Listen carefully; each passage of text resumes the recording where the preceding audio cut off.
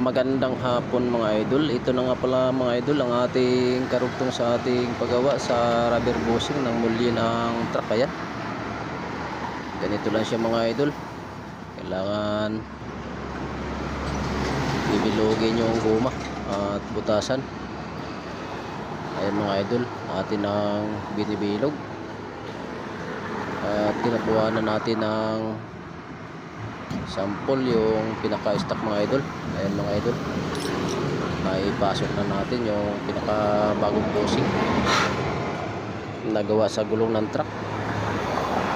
So nagtatanong pa pala dyan sa ating shop kung saan dito lang mga idol sa Bypass Road, Santa Maria, Bulacan.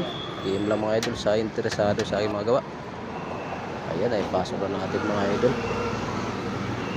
Pasensya nga pala mga idol, napakaingay dito sa aking shop dahil maraming sasakyan na dumadaan. Ayan, maraming salamat mga idol